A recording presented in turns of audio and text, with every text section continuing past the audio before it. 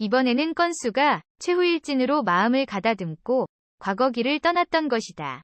예전에 벌어둔 것으로 겨우 가업을 이어오고 있었는데 지금은 그것도 다 없어지고 공궁하기 짝이 없다.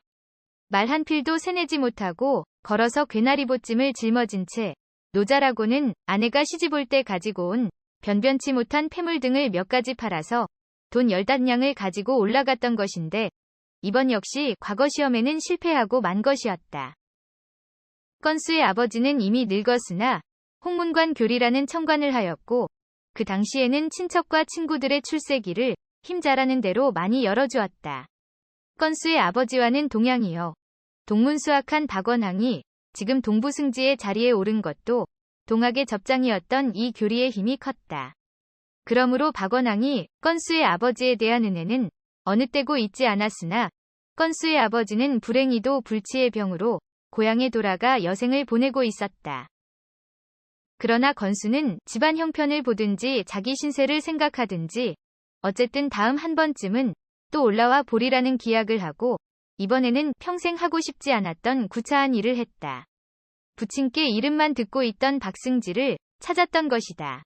좀 부끄러운 일이나 거듭 실패했다는 말을 하고 그래도 자기 딴은 강인한 정신으로 다음 과거에 다시 올라올 터이니 이 사정을 헤아려 모쪼록 붙들어 주십사 하는 말을 고했다.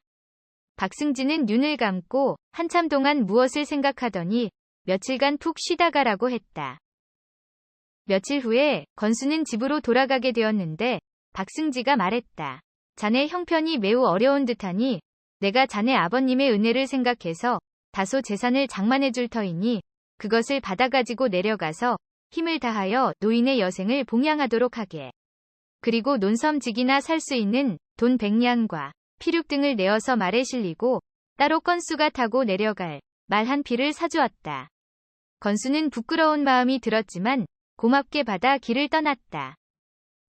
에라, 과거를 보러 올라올 때는 걸어서 왔던 놈이 과거도 못하고 뒷꼭지를 치며 내려가는 판에 말이 무슨 말이냐. 그는 이런 생각이 들어 타고 가던 말을 팔아 그 돈까지 싹발이 말에 싣고 터덜터덜 걸어가는 참이었다. 그가 양근 지역으로 들어서서 양수리강을 건너 몇십 리를 왔을 때에 날이 저물었다. 지나가는 행인을 보고 잠잘 곳을 물었다. 네, 저기 보이는 저 집이 상당히 부유하게 사는 집이요. 그 집 말고는 이 부근에 아마 머무를 곳이 변변치 못할 것이요. 나이 50을 바라다보는 사람이었다. 건수는 그 말을 듣고 그곳으로 들어갔다. 그 안에는 수십 칸의 기와집이 즐비한데 제법 서울의 재상갓집 문정 같았다. 괴나리보찜을 벗어 말 잔등에 얹고 그 집에 가서 하룻밤을 쉬어갈 수 없겠느냐고 말했다. 다행히 동정을 얻게 되어 건수는 짐을 풀고 사랑방으로 들어갔다. 건수가 큰 사랑으로 들어가 주인에게 인사를 하니 70에 가까운 주인 노인은 친절하게 대접하며 뒷사랑을 처소로 정해주었다. 그곳도 거처가 정결하고 문방제구가 제법 큰 사랑 못지않게 되어 있었다. 얼른 보아도 재상의 집 같으나 변변한 선비의 집이 낙향하여 사는 형편인 것 같았다. 음식이 나오는데 모든 게 비록 과객의 밥상이나 매우 맛깔스럽고 안목 있게 차렸다. 건수는 피로한 몸이라 일찍 자리에 누워 한숨을 자려고 하니 계집의 말소리가 들렸다. 그는 얼른 몸을 일으켜 옷을 고쳐 입고 문을 열었다. 20전후의 젊은 계집이 얼굴에 미소를 지으면서 말했다. 이 댁 작은 아씨께서 미안하오나 잠깐만 처소까지 와주십사 하는 정가를 여쭈러 왔습니다. 소인은 작은 아씨의 신복 몸종 이옵고 잠깐 수고를 아끼지 마시기를 바랍니다. 라고 말했다. 아니, 이 댁따님 아씨가 무슨 일로 야밤에 지나는 길손을 들어오라 하시는지 그 까닭부터 알려주어야 들어가겠다고 여쭈어라. 그런 장황한 말씀은 들어가시어서 대면하여 말씀하시기를 바라오며 소인은 그저 분부만 받을 뿐이옵니다. 건수는 미리부터 몸종이 부르는 이유를 짐작했던 터라 솟구치는 호기심에 기어이 몸을 일으켜 그 몸종의 뒤를 따랐다.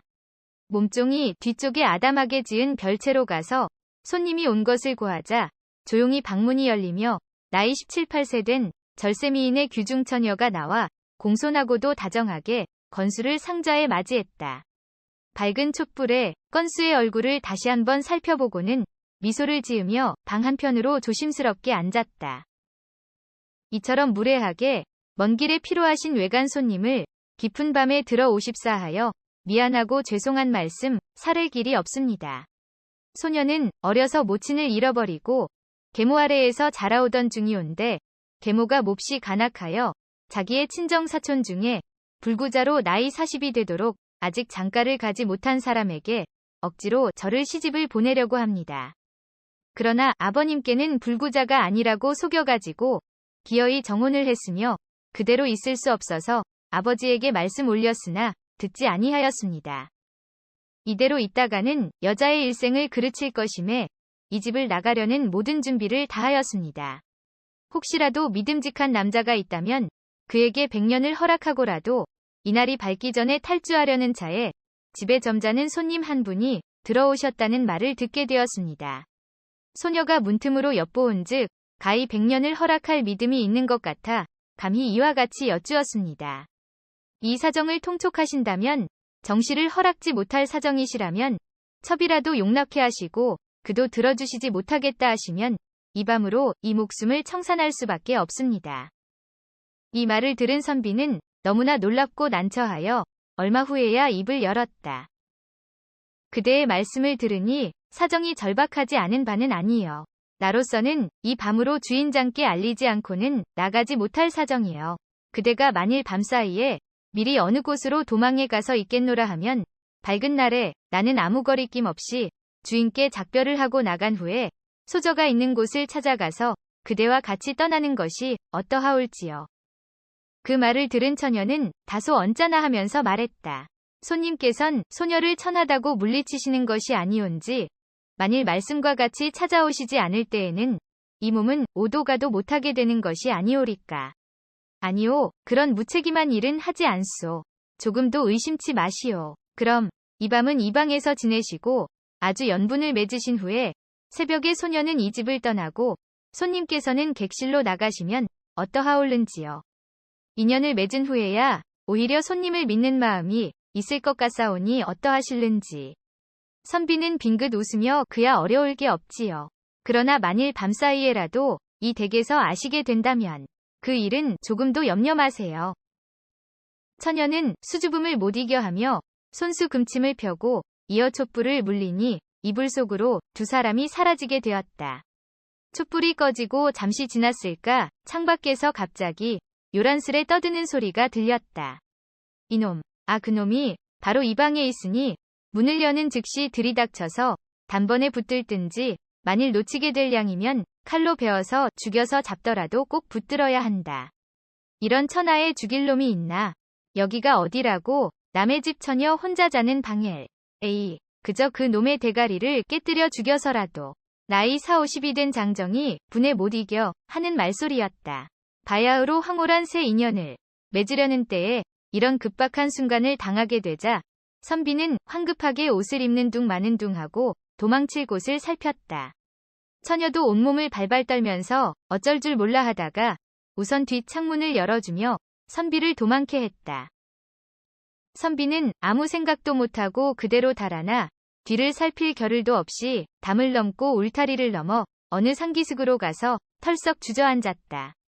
그리고서야 목숨이 붙어있는 것을 확인했다. 계집의 유혹을 받은 것이 후회도 되었으나 그 유혹이 아무래도 심상치가 않았다. 이대로는 집으로 갈 면목도 없고 그렇다고 다른 곳으로 갈 만한 데도 없다. 날은 어느덧 밝아왔다. 그가 앉은 앞길로 소경 한 사람이 지나가고 있었다. 선비는 하도 답답해서 점이나 쳐볼까 하는 생각이 들었다. 건수의 청을 받은 소경은 마치 선비의 얼굴을 보는 듯이 흰자위만 남은 눈알을 굴려가며 한참을 생각하다가 여보시오. 복채도 없이 무슨 점을 보시오? 라고 한다. 복채가 있는지 없는지 어떻게 안단 말이오? 당신 어젯밤에 수백냥 돈을 도둑 맞았소. 그래도 호소 한마디 못하게 된 처지요. 건수가 들으니 과연 족집게다. 할 수 없이 그러한 처지에 있다는 것을 말하고 어떻게 하면 그 재물을 다시 찾을 수 있는지 애원하듯이 물어보았다. 소경이 싼통을 꺼내어 흔들었다. 여보슈, 도적은 벌써 어제 해질 무렵에 맞은 것이요. 당신 어제 저녁 때 길에서 물어본 사람이 있는데 그 사람 이름을 알아가지고 그 놈의 집을 찾아가서 길에서 강탈한 걸로 연극을 해보시오. 그러면 모든 일이 다 잘 될 것이요. 하고는 그대로 지팡이를 저으며 가던 길을 가버렸다. 소경이 간 다음 가만히 생각해보니 그 집으로 들어가라고 일러주던 늙은 놈이 수상했다. 건수는 어제 저녁 그 늙은이를 만났던 산등성이 길에서 서성이면서 그 늙은이가 나오기만 기다렸다. 해가 떨어질 무렵에야 그 늙은이는 나타났다. 또 누구를 끌어들이려는지 큰 길가를 왔다 갔다 서성이고 있었다. 조금 있자니 웬 농부한 사람이 다가가 늙은이에게 인사를 하고 지나간다. 선비는 그 농부의 뒤를 쫓아가서 이런저런 말을 주고받다가 당신이 아까 인사한 늙은이는 안만 해도 낯이 익은데 실수를 할까봐 인사를 못 올렸다고 말하고 그의 이름이 무엇이냐고 물었다. 농부는 그의 원래 이름은 이 동네에서도 자세히 알 수 없고 그저 안초시라고 부른다 했으며 어떤 이는 안악진이라고도 부른다고 말했다. 다시 그 사람의 집을 물으니 그의 집은 바로 그 고래등 같은 기와집이며 재산이 100만 거부라고 했다.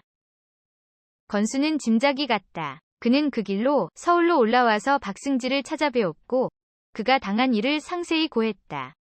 그리고 포도청에 분부하시어 그놈의 집을 수색하고 도적을 잡아다 문초하도록 해달라고 애원하였다. 박승지는 곧 포도대장에게 편지를 보내어 오라 하여 그 사실을 이야기했다. 건수는 자기가 길잡이가 되어 도적 소굴을 소탕하는데 협력하겠노라고 했다. 이리하여 그날 저녁으로 포도대장의 지휘로 수십 명의 포졸들이 달려가서 야밤을 이용하여 그 집에 갑자기 쳐들어가 그 일당을 모조리 붙잡았는데 아니나 다를까 도둑의 소굴이었다. 이 도둑대의 수법은 매번 건수의 경우와 같았다. 부잣집 재물을 갖고 가는 나그네가 있으면 꼬여들여서 밤사이에 그러한 방법을 썼던 것이다. 그 방법으로 모은 재물이 수만큼이었고 곳간에 쌓여있는 작물들을 들추어 본 결과 수십 년 내에 관가나 일반 사람들이 이 부근을 지나가다가 도적을 맞았다는 허다한 사건이 모두 이 도둑대의 짓이었음이 밝혀졌다. 이리하여 양근 고을과 형조와 포도청에서 오랫동안 골머리를 앓던 사건들이 일시에 풀리게 되었고 그 진원지까지 없어지게 되니 관가로서 볼 때 이건수는 여간한 공로자가 아니었다. 형조에서는 이 사실을 대궐에까지 아뢰게 되었고 그 공로를 표창하는 뜻으로 이건수를 음직으로서 그의 고향인 괴산군수로 부임하게 하였다.